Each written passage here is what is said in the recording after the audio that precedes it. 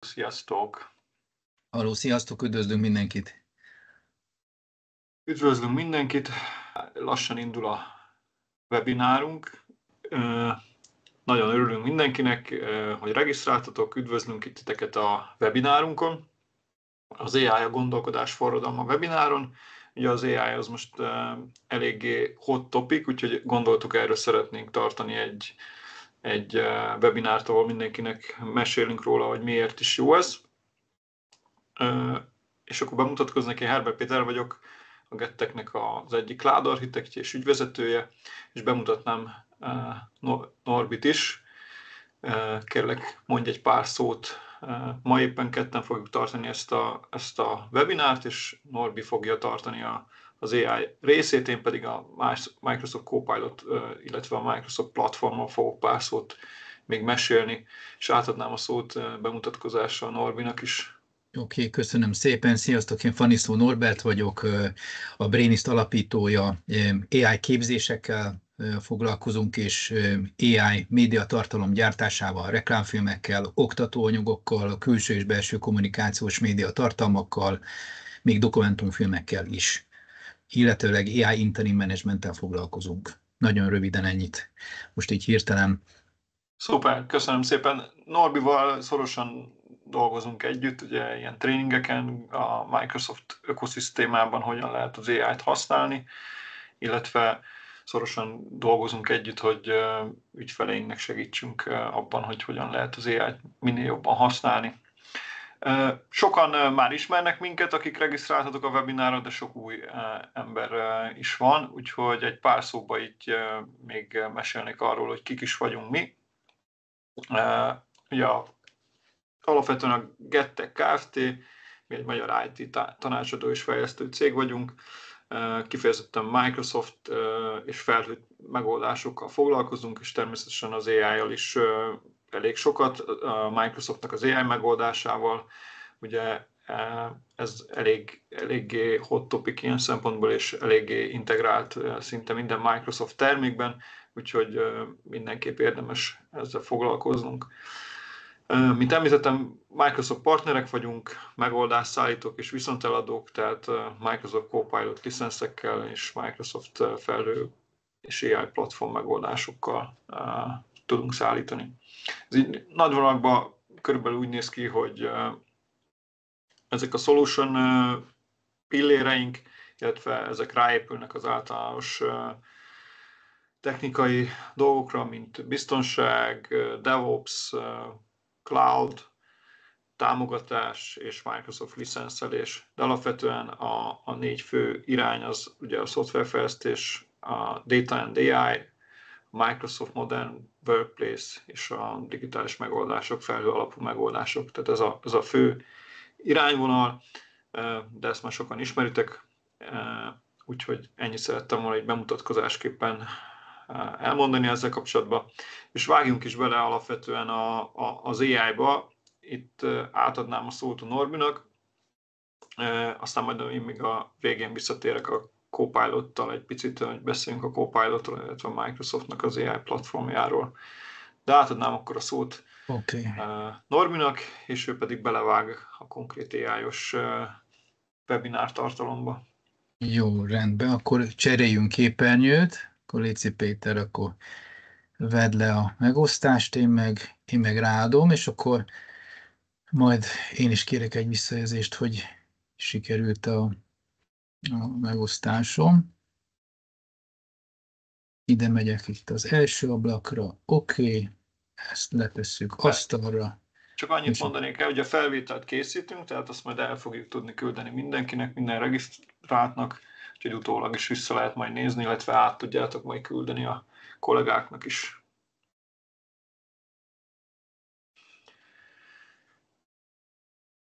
Látjuk a képedet, Norbi, mármint a prezentációt.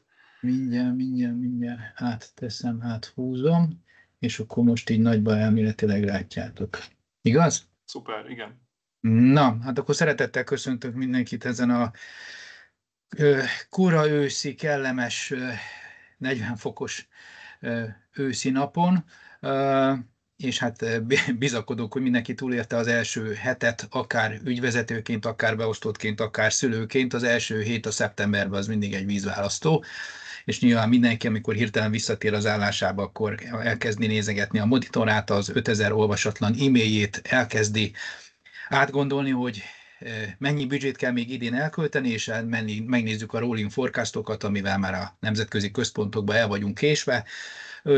És ezek mellett szeretnénk, hogyha nem csak a ügyes-bajos dolgainkkal foglalkoznánk, hanem önfejlesztéssel is, mert valóban az AI az egyik legfontosabb téma manapság, és szerintem egy nagyon jó évindítás, vagy évzárás, ahogy vesszük, a mai alkalom. De rögtön szeretném bemutatni nektek Rajitot. Rajit épp most érkezett Budapestre, és érdekes módon egy képernyőn egy nagyon kedves avatár hölgy fogadja, természetesen hindi nyelven. Az avatár hölgy bemutatja a szálloda szolgáltatásait, elősegíti a check-in folyamatot, és még bemutatja a Budapest legfontosabb látványosságait.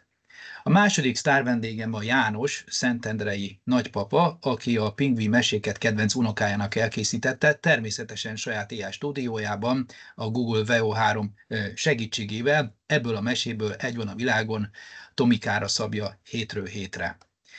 A harmadik képen pedig Katát és Jürgent látjátok, akik éppen egy Adidas cipő reklámot terveznek közösen. Kata Budapesten, Jürgen Nürnbergben dolgozik és él, és Kata itt Magyarországon. Magyarul mondja ki a mondatokat, de a szavak Jürgen fülében németül landolnak.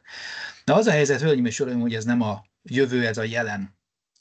Ez a jelen valósága, itt tart most a digitális forradalom, és ez a címe a mai napunknak, hogy nem feltétlenül a technológia fogja hozni ezt a fajta harmonikus együttműködést az AI-val, hanem mi magunk emberek azokat a készségeket és egyfajta gondolkodást kell kialakítsunk magunkba, vagy átállítsunk magunkba ahhoz, hogy a hatékony együttműködés az AI-jal jól tudjon működni, és ezt az ügyfélélményt, amit Rajit megkap a hotelben, és ezt az ügyfélélményt, amit megad János, Kata és Jürgen az ügyfeleknek, azt mi is meg tudjuk csinálni néhány tudatos döntéssel.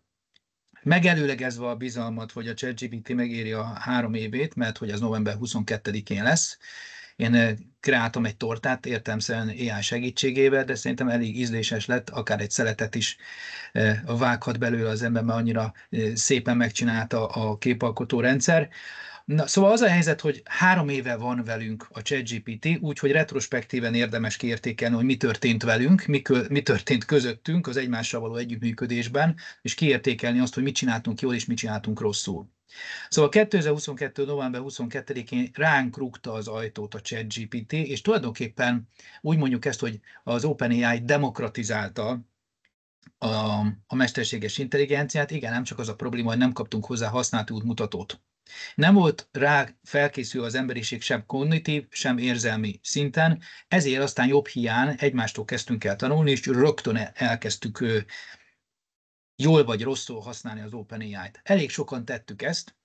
Azt nézzétek meg, hogy még a két szintén nagy hálózattal és bikaerős márkanévvel rendelkező cég, mint a Spotify és a Facebook, hosszú-hosszú évekbe telt, amíg 100 millió felhasználót össze tudott gyűjteni maga köré, addig összesen az OpenAI-nak 2 hónapra volt szükség, hogy 100 millió felhasználója legyen, és ez napról napra exponenciálisan növekszik.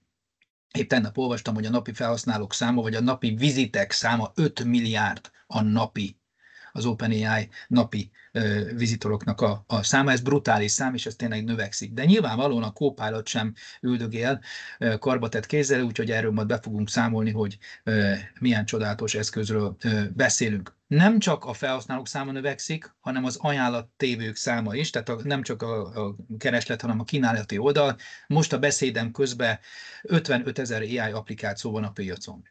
Tehát ismétlem, 55 000 AI applikáció van, mire befejezem a mondatot, valószínűleg 500 új növekszik. Csupán az, hogy mi történik az AI piacán, milyen hírek vannak, az már egy bejelentett 8 órás munkakör, mert egyszerűen olyan gyorsan változik a világ, hogy csak reggel is 3 nagy bejelentés volt, tehát szinte követhetetlen. És annyira gyorsan változnak a hype-ok és a trendek, hogy tulajdonképpen, hogyha 2 nap múlva tervezel magadról egy akciókatonát, akkor már nevetség tárgya vagy, mert az már elavult, hiszen 48 óra alatt az AI hype az elavul. Balról jobbra látjátok a képernyőn az utolsó fél év trendjeit, bal felső sarokban a Ghibli stílusú trendeket látjuk, amikor az OpenAI a saját képalkotó rendszerét bemutatta. Aztán jött a következő korszak az öltöztetős katonák, vagy action figure korszak, és most néhány hónappal ezelőtt Kerek István csinált egy szociológiai tanulmányt, megcsinálta teljesen AI-jal azt a biztonsági felvételt, ahol egy medve egy trambolinon ugrál, talán már ti is láttátok, azt hiszem most van 80-90 millió körül jár így világszerte a megtekintés. Hibákat is elrejtett benne, ettől függetlenül az emberek 99%-a egyetemen elhitte, hogy ez a medve, meg ez a felvétel, ez valós. Itt a deepfake kultúrára szerettük volna felhívni a figyelmet, hogy ne higgyünk most már teljesen öntudatlan állapotban. Egy pillanatra, Norbi, azt írják, hogy nem látszik a felvétel, vagy a kép. Én látom a megosztást, nem tudom, a többieknek látszik? Lehet, hogy látszik. Akkor lehet, hogy ott van, ott látják. Jó, akkor szerintem ott egy személynél van a hiba. Mm. Jó, rendben, bocsi, akkor folytassuk. Okay. Jó, ha mindenki látja, akkor szóljatok, még most szóljatok, nem 3-4 óra múlva, vagy fekete képernyőt nézegettük, be itt a vizualitáson azért sok hangsúly van, de tényleg szóljon bárki, hogyha nem látszik a felvétel. Én most itt a 3 monitor, ami előttem van, itt látható. Szóval ez volt a harmadik kép és a negyedik kép, amiről most mindenki beszél, a Nano Banana. Ez a hülye szó, ez azt jelenti, hogy van a Gemini-nak, illetve a Google-nek egy képalkotó módszere, ez most a legfrissebb téma, néhány kattintással 2 különálló képből akár egy közös képet tudunk csinálni, 1000 dolgot tud, ezzel most nem rabolnám az időtöket, nézzetek utána YouTube-on Nano Banana, most 10-ből 11 képalkotásról szóló AI felvétel az erről fog szólni, mert ez a legfrissebb trend, de nyilván jövő hétre jön egy másik. Szóval iszonyatos gyors az AI korszaka, és aki lemarad, az tényleg kimarad, és ez az AI vonat az nem vár, ha egy picit a mester tudom idézni, már hogy Demjén Rózsit, és valaki hát vagy már felszállt erre a vonatra, de igazából nem tudja, hogy hol a helye, valaki meg a peronon nézegeti, hogy hát igazából felszálljak-e vagy sem. Úgyhogy nekünk el kell dönteni most itt, így 3 év után, hogy akarunk ezzel foglalkozni, vagy még mindig messzi távolból nézzük, hogy az AI az ott van, és kell-e egyáltalán nekünk ezzel foglalkozni. Én szerintem kell. Ha nem is tudjuk, hogy merre tart ez a vonat, még talán az alkotók sem, mindenképpen érdemes felszállni rá, mert hogyha tényleg lemaradunk, egyszerűen annyi minden történik az AI világában, hogy nagyon-nagyon nehéz lesz visszatérni. És még egy üzenet, azért kreáltam egy ilyen képet, hogy balról jobbra lássuk az evolúció fejlődését a technológiának. Aki a számítógépet azt hitte akkor mondjuk a 80-as, 90-es, 2000-es években, hogy ez egy fejlettebb írógép, az tévedett, és most is tévedünk, hogyha a technológiát úgy használjuk, mint egy fejlettebb Google. Az AI egyáltalán nem egy fejlettebb Google, ezt át kell, hogy gondoljuk. Itt akkor nem értjük, ha valaki így gondolkozik, nem értjük a technológiai lehetőségeket és a humán felelősségeket sem, úgyhogy tulajdonképpen az előadás erről szól, hogy hogyan gondolkozzunk az AI-ról. Ugyanis sokan, ugye ebben az 3 évben valamilyen AI érettségi szinten tartanak, valaki kicsit fejlettebb, valaki kevésbé fejlett. El kell döntenünk az első lépést. Az AI-t egy távoli eszközként kezeljük, vagy egy közeli együttműködő partnerként, ahol ugyanolyan szemmagasságban áll a 2 eszköz egymással. Mi humánok, vagy ők, mint mesterséges intelligencia, és szerintem az a célunk, hogy hidat építsünk a humán intelligencia és a mesterséges intelligencia között. Ez lesz majd a digitális sapiens. Ezt a fogalmat ezt én alkottam meg, majd mindjárt feltöltöm tartalommal, hogy ezt mit értek ez alatt. De én nagyon-nagyon izgalmasnak tartom azt a kérdést, hogy a vonalban lévő kedves résztvevők hol érzik magukat AI érettségi szintben, úgyhogy egy minimális interakciót szeretnék kérni tőletek. Én szinten ilyen karatés nyelven szoktam megfogalmazni az AI érettségi szintet. Szóval 3 szint kérek majd ide a chatboxba tőletek.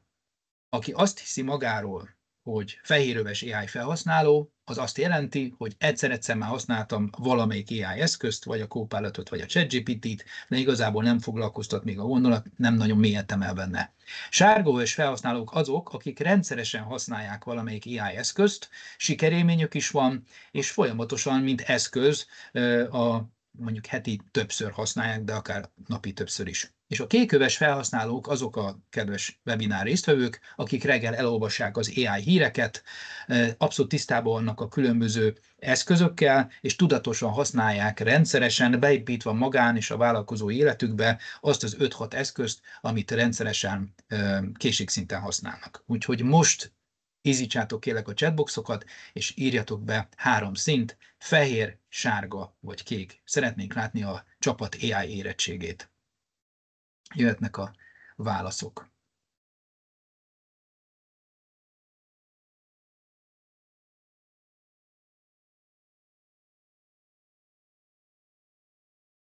Vagy ez a sárga dominál. Sárga. Én most itt kifutott, most nem akarok hozzányúlni. Kéket látsz, Péter? Van egy kék is, igen. Na, nagyon helyes. Sárga csikkal, itt valaki. Kék, sárga csikkal, akkor a kedves webinár résztvevő fogja tartani az utolsó 10 percet. Oké, szóval azért látjuk, hogy jellemzően a csapat sárga. Ez nagyon jó hír. Nyilván azért vagytok itt, meg van egy kis nyitottságotok az AI-ra, csak tényleg az a probléma, hogy nem kaptunk hozzá használati útmutatót, és hogyha az eredeti elköteleződés meg is volt, nem biztos, hogy hatékonyan és jól használjuk. Én arra szeretném biztatni a közösséget, hogy lőjük be célnak, hogy ez a fajta digitális érettség, ami arra vezet minket, hogy digitális sapiensek legyünk, az elérendő cél legyen az elkövetkezendő néhány hónapban, ugyanis tényleg ez egy mindset shift, szóval egy gondolkodási kapcsolás vagy átalakítás. Ugyanis a digitális sapiens nem egy bekapcsolandó robotra tekint, aki éppen mint egy használati tárgy ott kuksol, és amikor szólok neki, akkor valamit megcsinál, és úgy használom, mint egy svájci bicskát egy adott feladatra, és nem is egy szupererő, akitől rettegni, félni kell, hanem a kettő között valahogy megtalálja azt a hidat, ami egy ilyen együttműködési folyamathoz vezet. Tehát az AI, és ez rossz hír, nem az időt fogja nekünk megspórolni, ezt rosszul kommunikálták. Itt nem az a cél, nem feltétlenül az a cél, hogy az időt takarítsuk meg, főleg nem az elején, amikor még nem tudunk jól promptolni, erre majd kitérek, hanem inkább a minőségi munka létrehozása és a párhuzamos egymás mellett működő munkáknak a minőségi összekapcsolása lesz majd szerintem az AI-jal való együttműködésünknek az eredménye. Szóval alapvetően a digitális sapiens nem eszközként, hanem partnerként, egyenrangú partnerként fog figyelni az AI-ra, és azokat a humánkészségeket, és ezt ne felejtsük el, hogy van egy csomó olyan ereje a sapiensnek, ami az AI-nak nincs. A kreativitásunk, a gondolkodásra való képességünk, a szándékunk, a célorientáltságunk, a probléma megoldásunk, az empátiánk, ez mind nincs a mesterséges intelligenciába. Viszont ezt használjuk jól az együttműködési munkába, és értsük azt, hogy a mesterséges intelligenciával viszont mire jó. Alapvetően az AI az ereje abban rejlik, hogy egy 100 másodperc alatt elolvassa a világ teljes könyvtárát.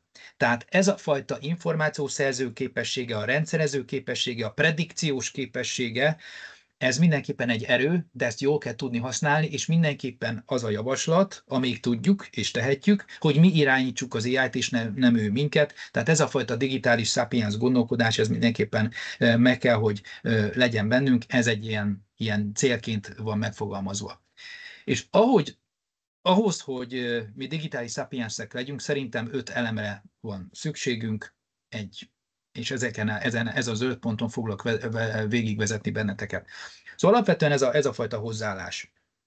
Gondolkodj partnerként, és ne parancsolóként, gondolkodj együttműködő térként az AI-ra, mint egy meghosszabbított gondolkodó tér, egy kibővített gondolkodótér, a meghosszabbított jobb kezed, de ha már itt vagyunk, akkor a bal kezed is. Ez egy ilyen kreatív segítő, egy kreatív vízhang. Tehát az emberi képességek felnagyítása, és tulajdonképpen egy ilyen minőségibb kialakítása, vagy meghosszabbított tere. Ezt így is mondja egyébként az angol, hogy AI augmentation, ezt így hívja az angol, tehát kiterjesztett képességek tere, tehát nem eszköz, hanem egy kiterjesztett tér. Ez a fajta hozzáállás szükséges, és a hozzáálláshoz az is hozzátartozik, hogy engedjük meg az AI-nak a hibázást. Ugye az AI sokszor úgy mondjuk, hogy halucinál, ami azt jelenti, hogy nem hozza megfelelő adatot. Ez egy közös tanulás, ez is a hozzáállásunk, ez az AI mindset része, hogy ez egy megengedő és kooperatív és iteráló műfaj, amikor egymástól emberek tanulunk, és a gép tanul tőlünk, és mi pedig a géptől, és megengedjük egymásnak és magunknak is a hibázás lehetőségét, hiszen mindnyájan tulajdonképpen 2,5 éve, 3 éve foglalkozunk ezzel a valamivel, ami már én magamat is le kell, hogy állítsam, hogy ez nem eszköz, hanem ez majd egy újfajta filozófia vagy valóság. A következő a tudatosság. Sokan beleesünk abba a csapdába, hogy ha van egy új trend, egy hype, azonnal belenyúlunk, megvesszük, előfizetünk, hirtelen a digitális rezsink lesz 100 000 forint.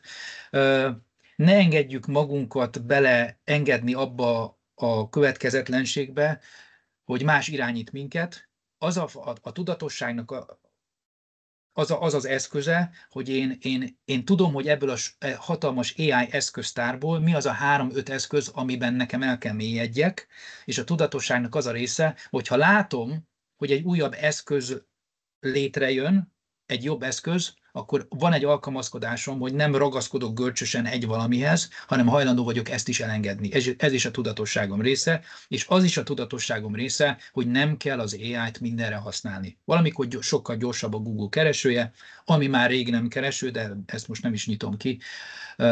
Alapvetően tudatosan használjuk az eszközöket, ahhoz persze ismerni kell, és folyamatosan a híreket figyelni kell. A következő rész a párbeszéd. Iszonyatosan fontosnak tartom a jó minőségi párbeszédet az AI-jal, ezt hívjuk majd először is kérdezés technikának, másrészt pedig promptolásnak.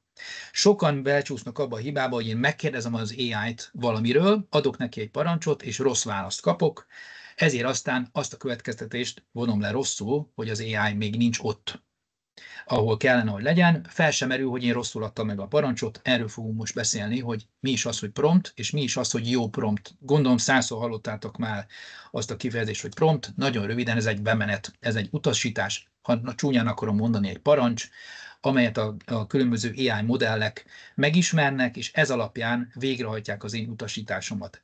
Ez lehet szöveges üzenet, de lehet image üzenet is.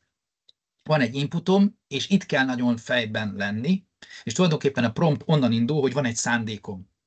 Valahonnan valahova akarok jutni, és van egy feladat, amit végre akarok hajtatni az AI-jal, de nem vele találtatom ki, hanem én, Homo sapiens, megfogalmazok egy célt a fejembe, és onnantól kezdve úgy fogalmazom meg az én szavaimat, hogy ő azt jól értse, hiszen az AI nem ismer kontextust, nem tudja, hogy milyen században él, nem ismeri a nyelveket, nincsenek érzései, tehát tulajdonképpen egy Einstein a zsebembe, sőt, úgy fogalmazok inkább, hogy Einstein egy sötét barlangba. Ha én nem adok megfelelő utasítást, akkor ő nem fog helyes választ adni. Mert a helyes válasz lesz majd az AI generált output. Nagyon röviden, az AI nem ismeri a tudatosságát, nem ismeri a kontextust, hanem a feltanított információk és adatok alapján predikciós alapon megfelelő válaszokat próbál generálni. 40 fok van most, ezért aztán kimegyek és a mondat befejezése 99,9%-ban a strandra lesz. Mondjuk 0,001 hogy kimegyek a fatalepre, és 0,00001 hogy kimegyek a kutyaházba. Tehát befejezi a mondatot azért, mert 1 milliárd mondatot látott így befejezni, ezért ezt megjegyezte. Tehát predikciós alapon dolgozik.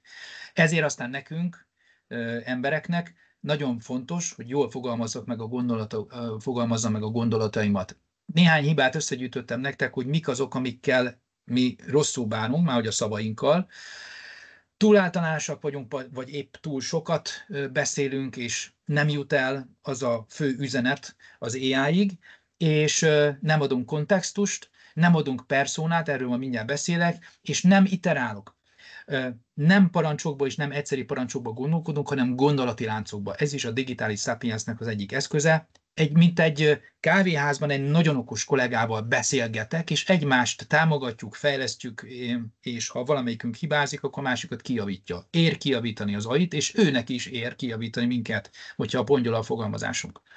Ehelyett mi a jó prompt struktúra, és akkor ezen a ponton lehet, hogy érdemes elővenni egy papírt, meg egy ceruzát, mert egy csomó minden gyakorlati dolgot és terméknevet és megfogalmazást fogok mondani, és így színeztem, hogy tulajdonképpen ez egy ilyen prioritási sorrend is. Mindenképpen adnom kell egy kontextust. Hol dolgozok, hol élek, mit csinálok ahhoz, hogy végrehajtassak vele egy feladatot. 2025-ben Magyarországon élek, az Adidasnál dolgozom, trade marketing menedzserként. A feladatot az lesz, hogy a Superstar cipőre egy social media kampányt fogunk létrehozni Instagramra, YouTube-ra és LinkedInre. Ez a kontextus és ez a feladat. Ennyire precízen kell fogalmazzunk. Amikor biztonságos az AI-jal való együttműködés, és erről fog szólni majd a Copilot, felcsatolhatunk belsős anyagokat mintának, érhetjük azt, hogy viselkedjen úgy, mint. És akkor viselkedj úgy, mint egy edző, viselkedj úgy, mint egy tudós, viselkedj úgy, mint egy marketing szaktanácsadó, vagy mint egy pszichológus. Ez a persona, act as. Formátumot kérhetünk tőle, hogy a kimenet az milyen formátumban legyen, PPT-ben, oszlopos diagramban, Wordben, bármiben. Stílust is meghatározhatunk, lazább legyél, vagy éppen szakmaibb legyél, és ugyanazt a szöveget át lehet vele fogalmaztatni, és megfogalmaztathatunk vele negatív promptot, ezt még 3 évvel ezelőtt az AI image generálás hőskorában, amikor a szem nélküli és hatójú embereket kreálta az AI image generátor, akkor nagyon sok negatív promptot használtunk, ne kroppold a kezet, tényleg legyen szemgolyója, stb. Ez már a múlté, de tulajdonképpen a negatív promptokkal azért még lehet iterálni az eredeti promptomat. Jó, tehát ennyit a párbeszédről. Nyilván ezt a tréningeink során ezt 1 napban, 2 napban kifejtjük. Ez most csak a jéghegy csúcsa, hogy értsétek, hogy kérdezünk, promptokat határozunk meg, iterálunk, azaz együttműködünk és módosítjuk az eredeti szövegünket. Ez volt a 3-as pont. A következő, és ez a legnagyobb, az eszközismeret. Az időkeretet tartva próbálom azt a 4 területet bemutatni, ami valószínűleg már mindegyikőtöket elért, és szerintem érdemes ismerni ezeket az eszközöket. Ugye a 2023-as év, főleg az első negyedév a szöveggenerálásról szóltak. Rájöttünk mi emberek, hogy nagyon szépen tudjuk használni üzleti e-mailek megfogalmazására, átfogalmazására, ajánlatok írására, akár nagyobb dokumentumok összegzésére, a ChatGPT-t, Copilotot, Gemini-t és a unokatestvéreit. Vázlatokat, ötleteket, kódgenerálásra programozóknak kifejezetten alkalmas szövegeket egyszerűsítek, átalakítok, különböző stílusra fazonírozok, például marketingesek külön marketing kommunikációs kampányokat más szövegezéssel kellett, hogy kihelyezzenek az Instára, a TikTokra, illetőleg a YouTube-ra és más social media platformokra, ugyanaz a szöveg átfogalmazva másképpen. Talán nagyon sokan elkezdtétek használni nyelvi fordításra, kezdetben a DeepL vagy a Google Translate-et, de most már ugye a ChatGPT-nek is van egy csomó al funkciója, de natívan majd mindjárt erről lesz szó, a Copilot is gyönyörűen fordít, szöveges tartalmakat hozunk létre, blogokat, cikkeket, sőt már könyveket írnak. A nyelvtanulásról 60-70-80 percig is tudnék beszélni, iszonyatosan sokat tud segíteni a nyelvtanulásban az AI, külön erre programokunk is vannak még nekünk is, hogy hogyan kell az AI segítségével jól nyelveket tanulni. Én meetingre már, vagy tárgyalásra AI nélkül nem készül, nem megyek el, felkészítem magamat a várható szenáriókról, mit fog kérdezni az ügyfél, mit kell nekem ajánlani ahhoz, hogy jó ajánlatokat tudjak adni, és a lehető legízlésesebb formában bemutatni a cégem portékáit, akár szolgáltatás, akár termék, és például egy interjúra is, vagy már szakmai interjúra, vagy akár egy tévés interjúra is érdemes az AI-jal felkészülni, és tanácsadásra, kreatív írásra is rengeteget tudjuk használni. Néhány eszközt idevetítettem nektek, valószínűleg ezeket már ismeritek, mindegyik eszköz másban erős, másra jó, ezt heti szinten, havi szinten mérjük. Sokkal több eszköz van, de ezt a 6-ot illik ismerni, ezekkel érdemes akár egymás mellett megnyitva ugyanazt a feladatot elvégeztetni, sokszor mind a 6 nekem nyitva van, és egymással kereszt dolgozok, és megnézem, hogy ki miben tudott elmélyedni. Szóval ez volt a text-to-text, azaz a szöveggenerálás. A következő nagy korszak, 2023 Q4-ben járunk, a képgeneráló eszközök akkor kezdtek divatba jönni, vagy legalábbis letisztulni annyira, hogy most már tényleg 100%-os képeket készítsenek, és azóta ez csak változik. Egyedi képeket készítünk nulláról textből, vagy imageből, vagy feljavítjuk ezeket a képeket. Természetesen a marketingeseknek a képgenerálás egy valhalla, a marketingesek kezdték ezt az egész műfajt, logókra, arculati tervekre, inspirációkra, sőt, a Learning and Development szakértők, vagy akár mi is, akik gyártjuk ezeket az anyagokat, oktatási anyagok illusztrálására mindenképpen használjuk a képalkotó eszközöket. Ebből is néhányat felvetítek itt. A Tengráj nagy büszkeséggel mondom, hogy egy magyar termék. Az elejétől fogva itt vannak velünk a piacon. Fotorealisztikus alkotásokban kifejezetten hasznos és jó. A ChatGPT-nek van saját képalkotó módszere, kezdtük a DALL-E 3-mal, de most már még egy saját rendszer dolgozott, az OpenArt egy zseniális eszköz, Midjourney, Leonardo volt 3 évvel ezelőtt a 2 első, akik folyamatosan fejlesztenek, és természetesen a Copilot programnak a része is a képalkotás. Ezeket érdemes kipróbálni, tesztelni, kinek melyik felhasználói felület és cél felel meg. Nem mindenki szereti a Leonardo-t, nem mindenki szereti a Midjourney-t, egyéni ízlések és pofonok, hogy ki melyiket használja, és érdemes ebben elmélyedni, de ha esetleg valamelyik eszköz mégiscsak jobbnak bizonyul, ne ragaszkodjunk rögös vagy görcsösen ugyanahoz a termékhez, engedjük magunknak azt a szabadságot, hogy nulláról újra el kell kezdeni a tanulást. A videógenerálás, hát tulajdonképpen korszakában élünk, egyedi videókat készítünk magunkról és másokról, komplett reklámkampányokat készítünk tulajdonképpen mi is, logók és céges arculatok bemozgatására, és reklámfilmek egy délelőtt alatt leforgathatók, a régi korszakok néhány hetes tervezése és brutális millió forintos reklámfilm készítési kampányai már a múlté. Ma már töredék áron tudunk reklámfilmeket és kreatív videókat készíteni a különböző képalkotó segítségével. A VEO3 letarolta a piacot, talán ismeritek. A Sora, az nekem, megmondom őszintén, nagy csalódás. Évekig vártuk, hogy végre kijöjjön, és tulajdonképpen nem hozta be azokat a reményeket, amiket várnánk egy OpenAI-tól. Runway, Midjourney, szintén a másik 2 amerikai termék, amivel AI reklámstúdiók dolgoznak. A tisztesség kedvére a 2 kínait is betettem, mert zseniálisak, a Kling AI és a Halo. Nyilván fenntartásokkal kezeljük az adatok megadását és felhasználását, de mind technológia fantasztikusan működik, és a 2 AI stúdió, és ez a trend, a FreePic és a Powtoon összegyűjtötte a különböző nyelvi modelleket és editáló programokat egyben, tehát már nem kell kimenni egy adott stúdióból ahhoz, hogy külön-külön bemozgassam az aktuális karaktert vagy terméket, hanem egy stúdióban lehet jól dolgozni. És azért, hogy a hang is meglegyen, vékonyan érintem ezt a témát is. Nagyon hasznos szerintem meetingek feliratozása, leiratozása, felvételek, nyelvtanulás és nyelvfordító real-time-ban már ott tartunk, hogy én Magyarországon ülök itt a kis faházamba, és Azerbajdzsánban pedig az egyik partnerem, aki azeri nyelven real-time kapja a fordítást mondjuk a tréning anyagban, tehát ezt itt tartunk most 2025 Q4-ben, de természetesen itt is a zenei aláfestések és a nyelvtanulás számtalan területét tudja támogatni a különböző eszközök sokasága. Néhányat emeltem ki, és kész oszlopba gyűjtöttem ki nektek. A bal oldalon van a text-to-speech, tehát kifejezetten a szöveges és hangos mondattá alakított technológiákat. Az Eleven Labs a legnagyobb és legismertebb, talán már használtátok, a Speechify azzal promózza magát, hogy Snoop Dogg hangján lehet bármit felmondani, akár egy jogi passzust, az önmagában egy érdekesség, hogy Snoop Dogg bemond egy jogi terminus technicust, de a Natural Read-en már olyan hangokat biztosít, amivel már nem nagyon tud megkülönböztetni, hogy egy élő ember beszél, vagy egy gép beszél, az órát meg szintén büszkeség, hogy egy magyar feliratozó, leiratozó termék.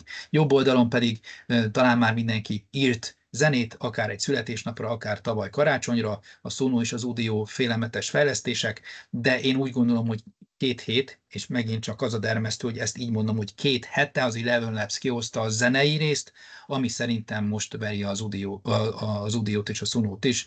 Komplett albumokat gyártunk már az Eleven Labs-szel, különböző hangszeres segítséggel. Úgyhogy itt tartunk most a főbb eszközöknél.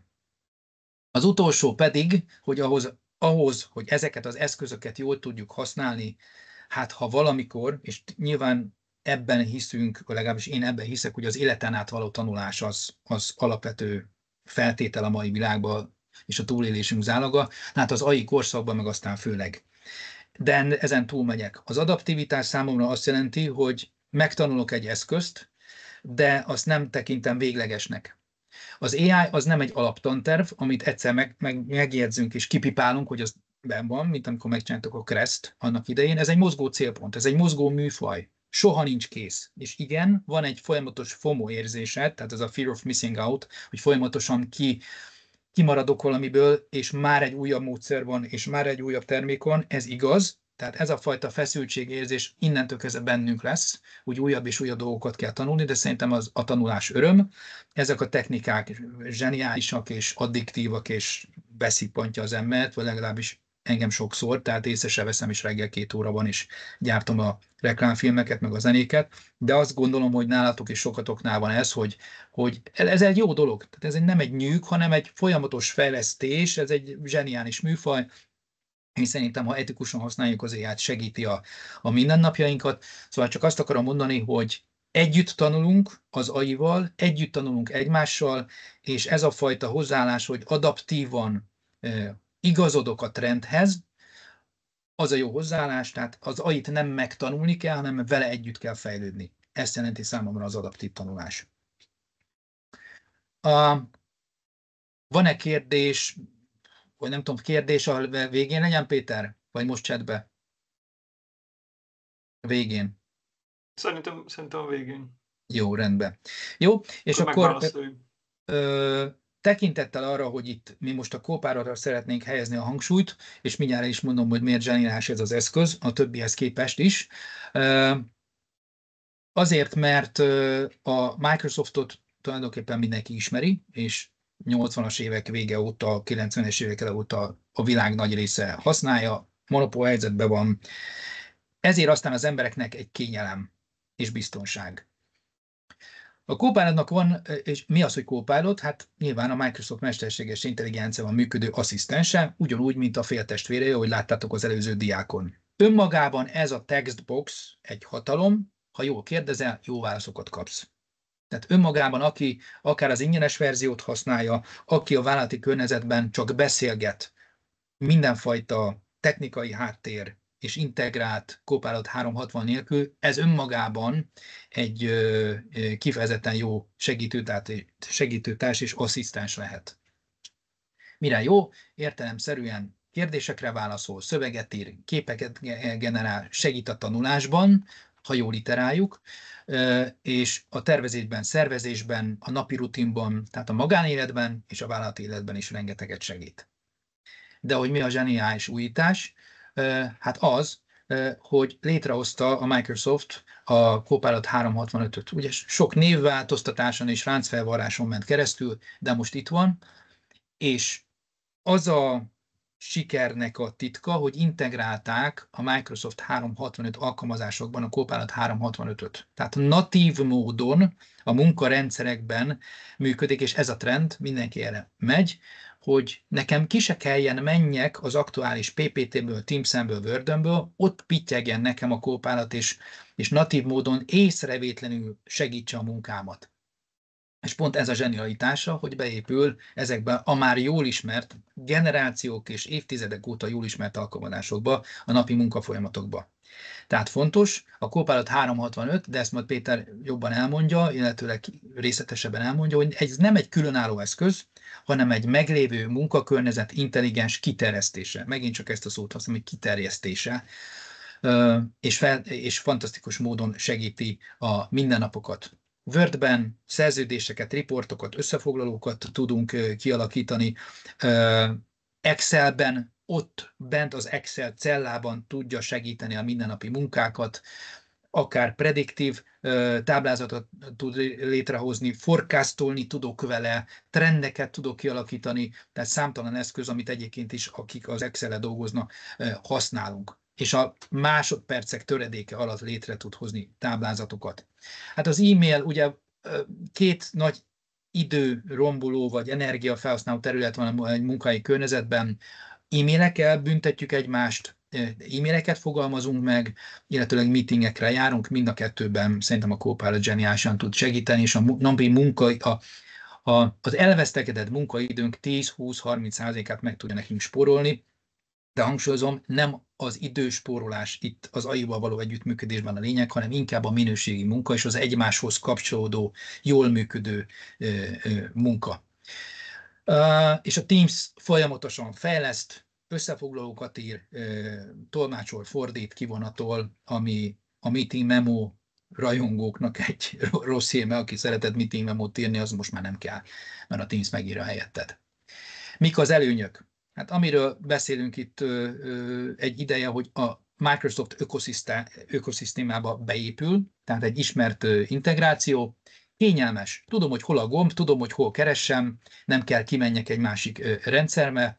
Multimodális képességei vannak a Copilotnak, lát, hall, reagál, tehát ezeket a képességeket, tehát a képalkotás és a beszédértés ötvöződik egy AI asszisztensben. Ha a különböző preferenciákat beállítom a Copilotban, és ő a különböző beszélgetéseimet naplózza, akkor tulajdonképpen a saját stílusomban tud válaszolni majd az egyik munkatársam részére, tehát nem egy műfogalmazást kap, hanem ő megkapja a te személyiségedet, a te stílusodat. Természetesen kreatív eszközökre tud, vagy nagyon kreatív, abszolút brainstormingolásra, képalkotásra, mindenre alkalmas, és szerintem a legfontosabb ponthoz érkeztünk, a biztonság és adatvédelem. Azt gondolom, hogy amikor bevezeti egy vállalat az AI-t, mindig az a felvakarás történik, igen ám, de mi lesz az adatommal? Hova kerül az adat? Versenytársakról most nem beszélünk, de egy biztos, a Microsoft-tal, hogyha van egy szerződéssel, 1000 olyan biztonsági szűrő van, ami miatt, és ez talán a legerősebb előnye a nemzetközi és a magyar piacon is a Microsoftnak, hogy biztonságos, és tudjuk az adatbiztonságot, és a vállalati adatok biztonságát, és a személybiztonságot garantálni, hogy ezek az adatok nem kerülnek idegen kezekbe. A gyors bevezetés és integráció is az előnyei közé tartozik, hiszen egy szerződésmódosítással, egy bevezetéssel nem kell heteket, hónapokat várni, újra nullára megtanulni az eszközt, hiszen ott van. És szerintem nagyon fontos, hogy egy eszköz, egy bonyolult eszköz, mert azért valljuk be őszintén, az AI az nem túl egyszerű, vagy nem az alapvető készségrendszerünk része, ezért aztán rengeteg anyagot meg kell nézni hozzá, hogy nekem rutinszerűen menjen, de aztán empirikus módon nyilván megtapasztalod ezeket az eszközöket. Számtalan oktatási anyagban magán a Microsofton, külön van Microsoft Akadémia, de számtalan nagyon jó nevű YouTuber, Copilot hívő, és rengeteg módszer van, és nagyon gyorsan lehet haladni a Copilot 365 elsajátításában. És akkor néhány példa. Teamsra hoztunk itt egy példát, felkészülve a mai meetingre, számtalan e-mail váltás volt közöttem és Péter között, és akkor egyszer csak megadtuk neki azt a promptot, hogy akkor foglald össze a 23 e-mailből, hogy miről beszéltünk eddig, részletezd a legfontosabb információkat, és még vetítsd elő a kapcsolódó előkészületeket. És itt ennek a kivonatát láthatjátok a képen. Ez csak egy példa a Teams gazdaságos, hatékony felhasználására. A következő, hát nagyon sokan, és ezt prezentációs technika tréningen mindig tartom, és mondom, hogy mielőtt hozzányúlsz a géphez, azért gondold már át, hogy mit szeretnél, és ne azonnal ess neki a PPT prezentációknak. Na most az átgondolásban, a PPT prezentációk IV-nek a kialakításában, natív módon már a Copilot 360 tud segíteni, bemész a saját kis PPT-ben, amit már jól ismersz, jobb alsó sarokban adsz egy promptot a Copilotnak, ő ezt megérti, értelmező kérdéseket tesz fel, hogyha nem érti meg, és elkezd dolgozni, és elkezdi kialakítani a prezentációdat. Tehát régen egy prezentáció készítése, tudom, mert több ezret készítettem életemben, Hát sokunknak felfájás, időveszteség is, hát hogyha azt akarod, hogy szép legyen, az bizony 1-2 nap. Na most erre ennyi időnk nincs, mert szól a főnök, hogy akkor fél óra múlva legyen már meg Gabikám a PPT, hát nyilván nincs meg, vagy nem olyan lesz. Na most a Copilot 365 azért a segítséget megadja. Ő néhány másodperc alatt létrehozza a vázát, a tematikáját a PPT-nek, ott bent a PPT-ben. Van lehetőségem ezt modifikálni, de módosítani, átnevezem a tematikus pontokat, más iterálok, stb. Megvan a tematikám, és egyszerűen rányomok a diák létrehozása gombra, türelmetlenül várok 1,7 másodpercet, és létrehozza nekem a PPT-t.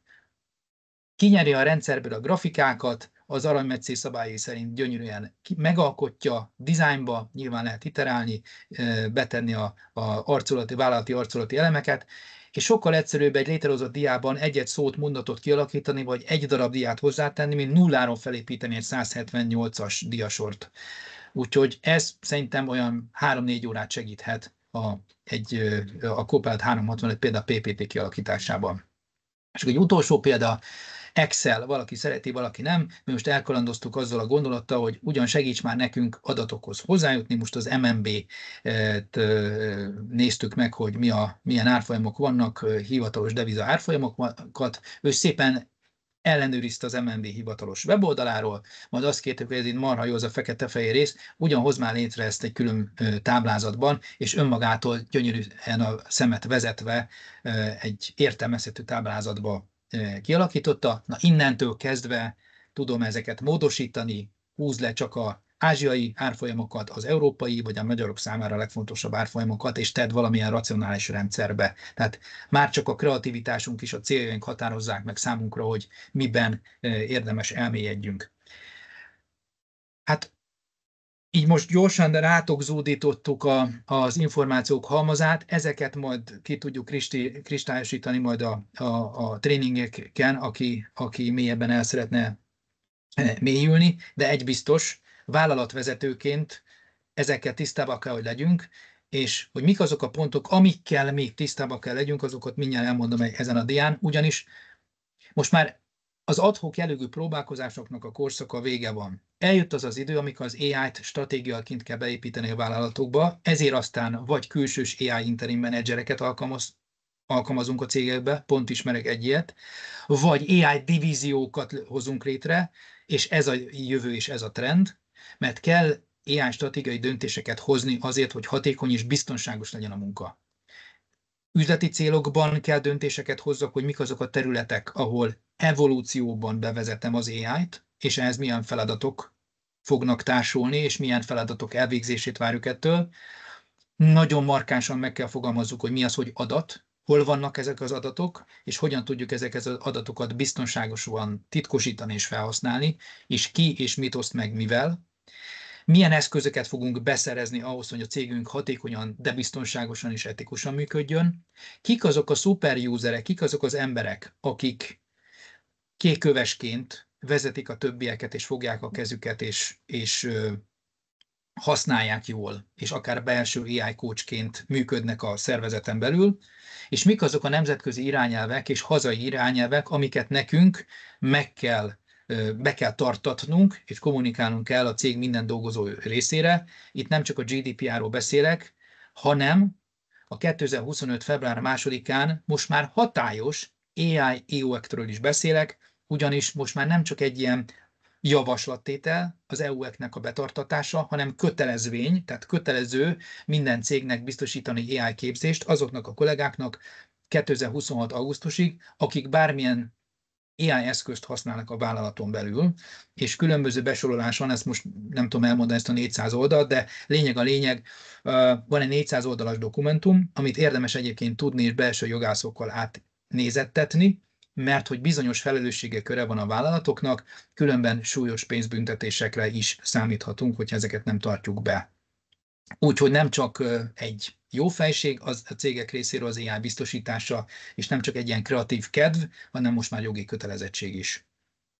Röviden ennyit szerettem volna mondani, és akkor nyilván majd a kérdésekre válaszolunk, de most a labdát átpasszolom a Péternek, és a megosztást Szuper, köszi szépen. Elveszem. Megosztás. Elvettem? Nem vettem? Még látjuk a képedet.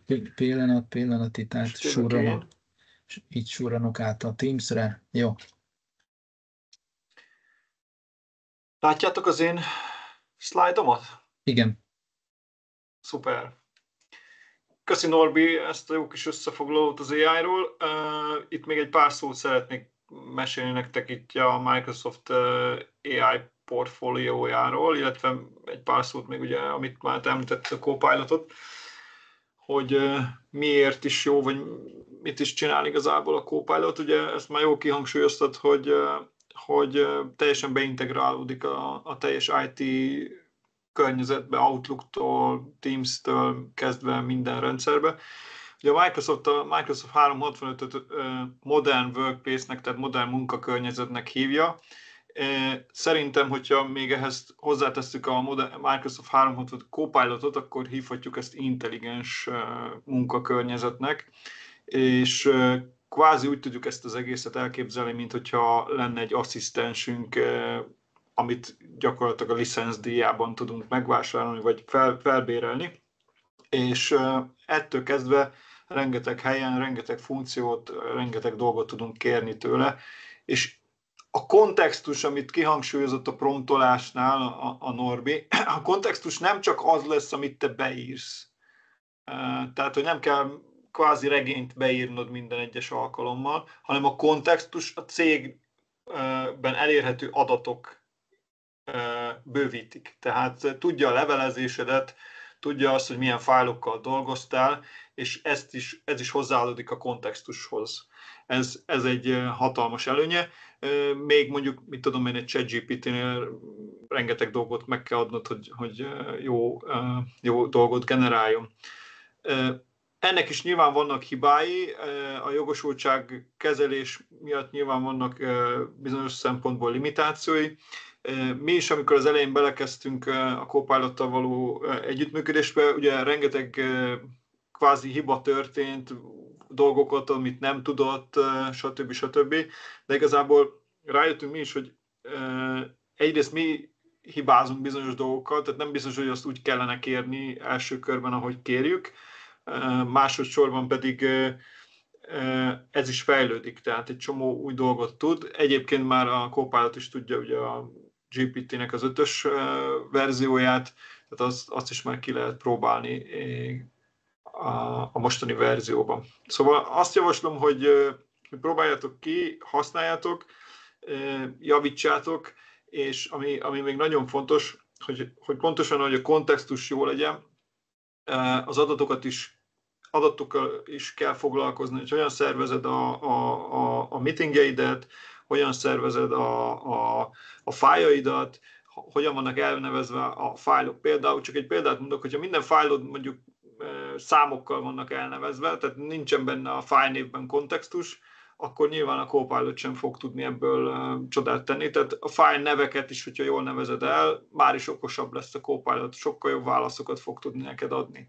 Ugyanúgy az e-mailben, hogyha a subjectekben jobban leírod a subjectet, már is okosabb válaszokat fog adni a Copilot.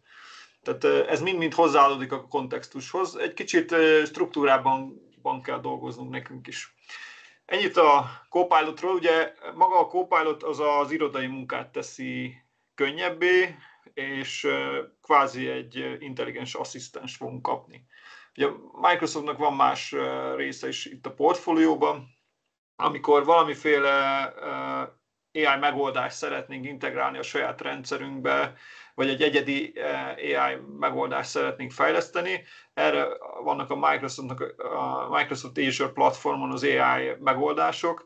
Ugye itt kapunk fejlesztőeszközöket, API-kat, SDK-kat, hosting platformot, választatunk több száz modellből, gyakorlatilag az OpenAI-tól kezdve, a Grok-tól kezdve egy csomó modellt tudunk használni ebben a platformon, és be tudjuk ezt akár integrálni egy ERP rendszerbe, vagy egy saját általunk fejlesztett rendszerbe, vagy egy teljesen külön rendszerbe, ahol mi adatainkkal fel tudjuk tanítani.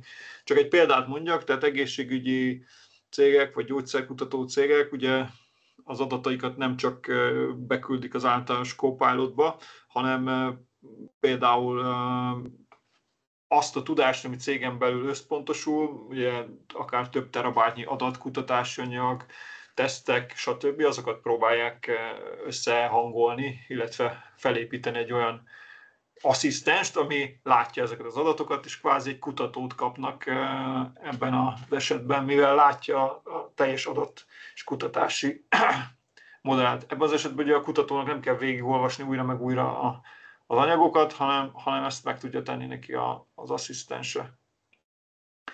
Tehát csak hogy egy példát mondjak így felhasználási szempontból.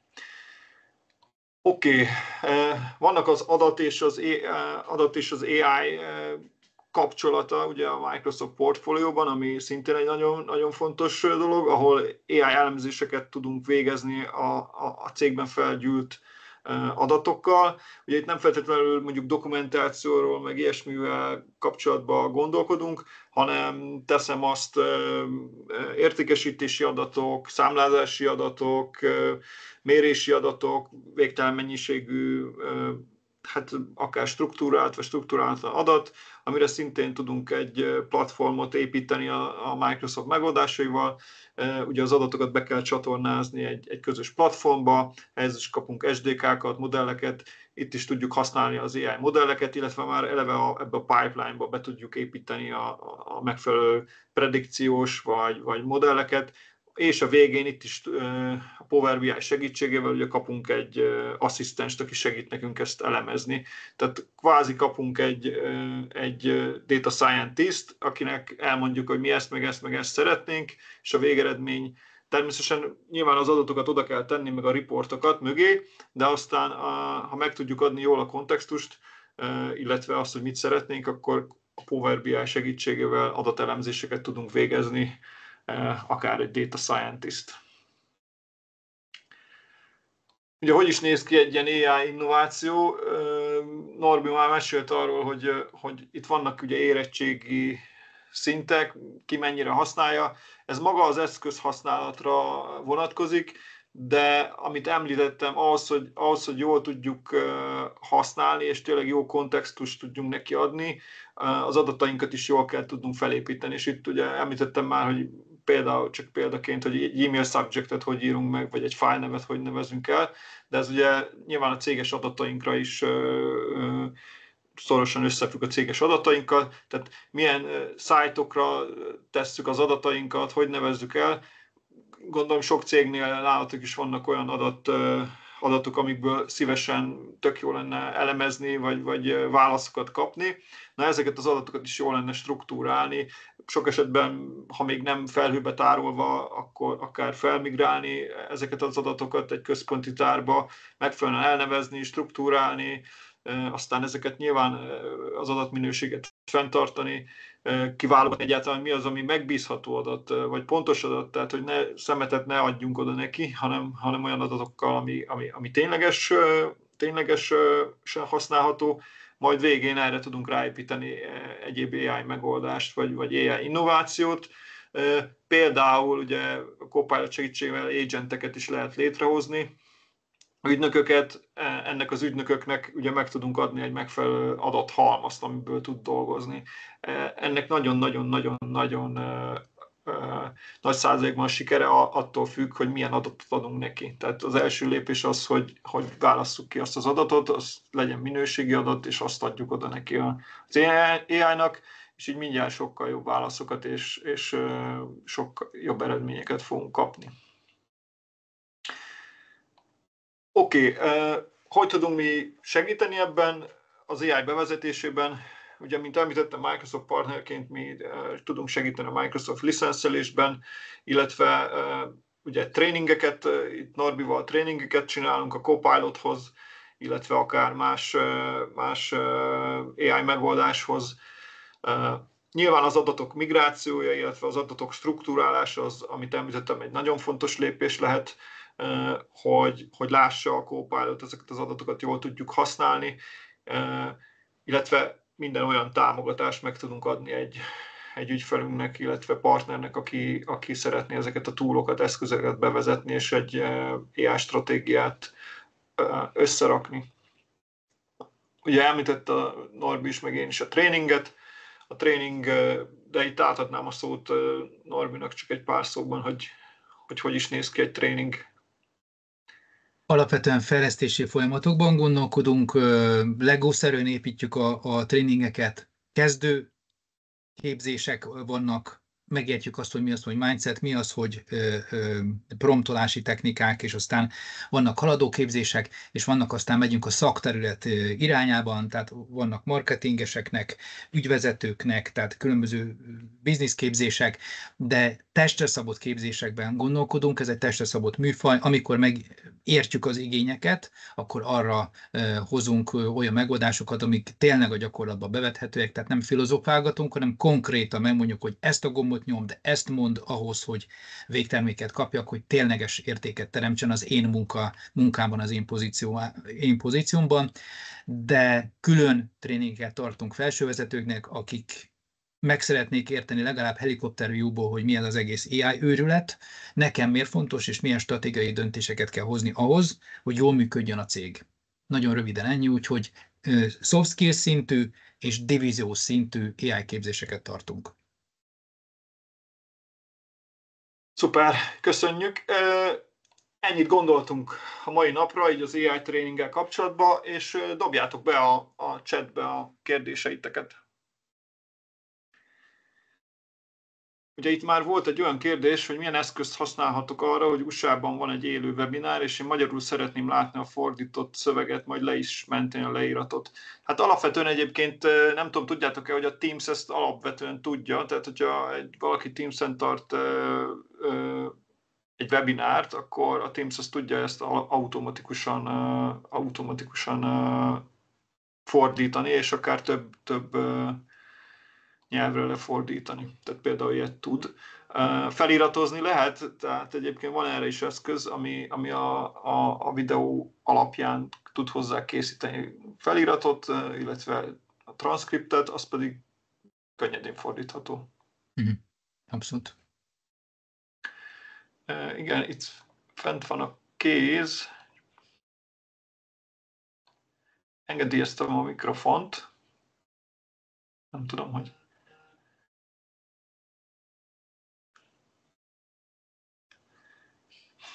Itt volt egy kérdés, Norbi, talán ez neked egy testhez állok.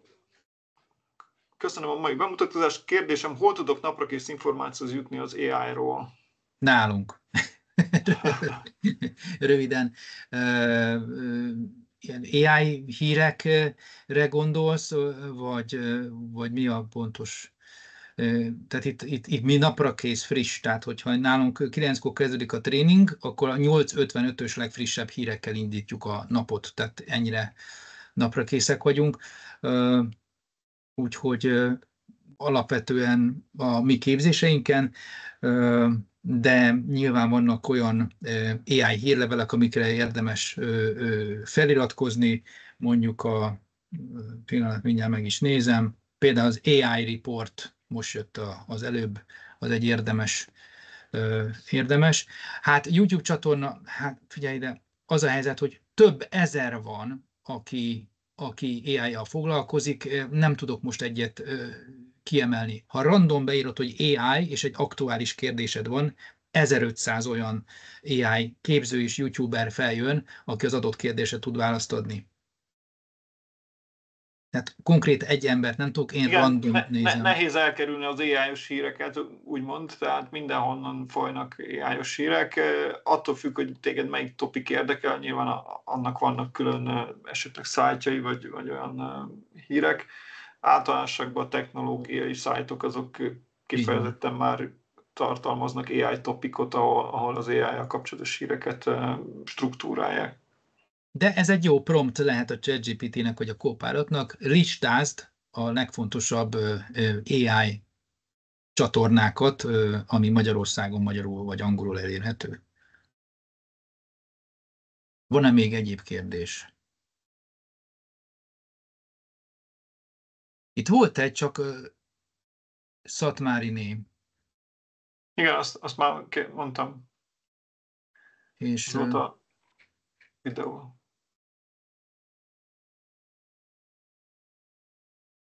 nem tudjuk be integrálni a beszélgetésbe. Jó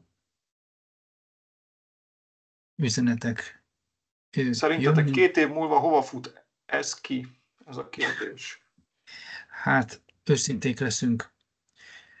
Szerintem még Sam Altman sem tudja. Megyünk az AGI felé, az általános mesterséges intelligencia irányában. Egyre több részfeladatot fog átvállalni tőlünk az AI, de azt gondolom, hogy azok az emberek meg fogják tartani a pozíciójukat, akik az adaptív tanulást használva egyre több eszközt tudnak használni, de tény, hogy gyökeresen meg fog változni a világunk. 3 év alatt megváltozott a világ. Aki azt mondja, hogy tudja, hogy mi történik, az szerintem hazudik. Szerintem maguk az alkotók és a nagyok, szerintem ők sem tudják. De megyünk az AGI felé, és remélem ott meg is állunk. Igen, technológia szempontból is, tehát hogy a technológia szempontból figyeljük, azt látjuk, hogy a nagyok, akik ugye saját modelljeik vannak, mint például az XAI, vagy a Google, OpenAI, stb. A Microsoft is egyébként most már fejleszt egy saját modellt, for your info, tehát nem a OpenAI fogja csak kizárólag használni. Ezrével veszik a GPU-kat, ami azt jelenti, hogy ezek tehát sokkal okosabbra fogják tudni ezeket a modelleket tanítani, még több információt fognak tudni betolni nekik, és nem tudom, tudjátok egyébként, hogy Magyarországon is fognak fejleszteni vagy hát lesz elvileg egy nagy ilyen AI modelltanító központ, adatcenter a Paks mellett. Úgyhogy például ezt nem lehet tudni egyébként, tehát egyre okosabbak lesznek, és bonyolultabb dolgokat fognak megválaszolni. Szatmári dr. Balog Máriát szeretnénk valahogy bekapcsolni. Itt vagy a Mária? Nem hallunk. Oké, itt van a Tibortól egy kérdés. Mennyibe kerül kb. Egy AI stratégia kialakítása egy magyar 100 fős cégnek, és mit tartalmaz egy ilyen stratégia? Hogy határozzátok meg, hogy az adott cég számára milyen AI megoldás a mai valóban hasznos, és mi az, ami nem? Hát nyilván ez egy konzultációs feladat, tehát ezt át kell beszélni nyilván a céggel, hogy milyen szakterület, ugye, milyen szakterületen szeretne az AI-ja foglalkozni, tehát csak mondjuk tegyük fel csak egy irodai rendszer, akkor ugye, hogy hogyan lehet egy Copilotot bevezetni, hány fős a cég, ezeknek a paraméterek mentén. Hát nehéz megbecsülni, hogy most ez így mennyi a stratégia megalkotása, ez egy kommunikáció. Nyilván itt végtelenségig el lehet menni, hogy akár nem tudom, az üzleti adatoknak tehát akár egy egyedi AI fejlesztés is képbe jöhet attól függően, hogy milyen szakterület. Vagy csak legalább szerintem abba kell gondolkodni, hogy egy Copilot bevezetés, ami ugye az irodai munkának a intelligens kiterjesztése ilyen szempontból. És e fölött még lehet tovább menni egyéb AI és adatkapcsolaton keresztül milyen megoldásokat lehet, vagy akár teljesen egyedi AI megoldást adatokkal feltanítva, stb. Ez lehet pár millió forinttól csillagos égig, tehát. Igen, de a pontos igényeket ismerni kell, nyilván itt erre most nem tudunk válaszolni. A pontos igények ismerete, a célok meghatározása, az AI érettség meghatározása, tehát ez egy AI audittal indul, meg a célok meghatározásával, az igények megértésével. Oké, itt Istvántól is volt egy kérdés, hogy hogyan hat a céges ChatGPT válaszaira az önmaga által generált dokumentumok, prezentációk? Még egyszer, hogyan hat az céges ChatGPT válaszaira az önmaga által generált dokumentumok. Pillanat, ezt próbálom értelmezni. Tehát, hogyha torzítja az információt a ChatGPT? Az a kérdés?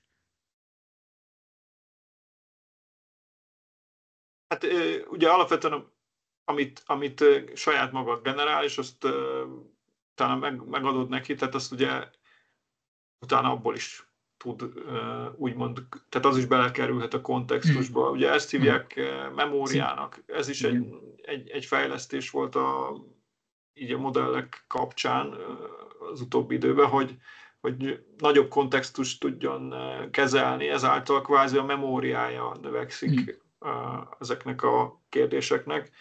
Tehát amit korábban promptoltál, korábban beszélgettél vele, azok kvázi bekerülnek valamilyen szinten a kontextusba.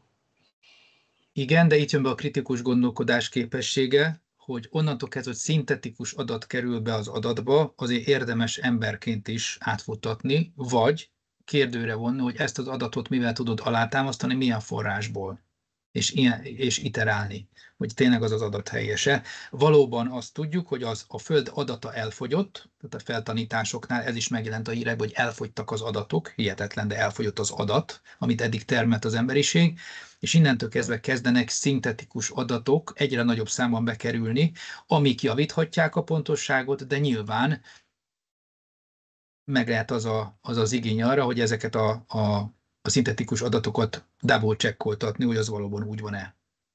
Alapvetően, ha most ilyen szempontból gondolkodunk, tehát nincs különbség egy általam írt, vagy egy AI által írt PPT között. Nyilván az egyiket egy AI írta, a másikat én írtam.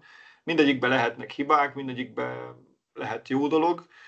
Ahhoz, hogy aztán megbízunk az AI által generált prezentációban, meg adatokban, azt nyilván validálni kell. Tehát, hogy nem az a cél, hogy mindent elhiggyünk, hanem amit generáltunk utána, azt validáljuk, akár szakmai szemmel, akár bármilyen szemmel, stílus, ugye, és akkor utána azt mondhatjuk, hogy oké, ez rendben van, általam is átnézve. Természetesen utána akkor ez használhatóvá válik. Oké, van-e még esetleg kérdés? Már nyilván túllogtunk a webinár idején, ami előre be lett tervezve, de erre számítottunk, hogy itt lesz azért kérdés meg érdekesség, meg nem szerettünk volna fontos infók elhagyása nélkül, vagy fontos infokat elhagyni, úgyhogy erre számítottunk. Ha nincs több kérdés, akkor nagyon szépen köszönjük a mai részvételt, nagyon sokan jöttetek, a videót pedig azt majd el fogjuk mindenkinek küldeni a felvételt, úgyhogy reményeim szerint tovább tudjátok majd küldeni a kollégáknak is. És keressetek minket, ha kérdésetek van az AI kapcsolatban. Köszönjük a figyelmet. Szuper, Bízunk köszönjük benne, szépen. Sziasztok. Tudtunk hasznosat mondani. Sziasztok.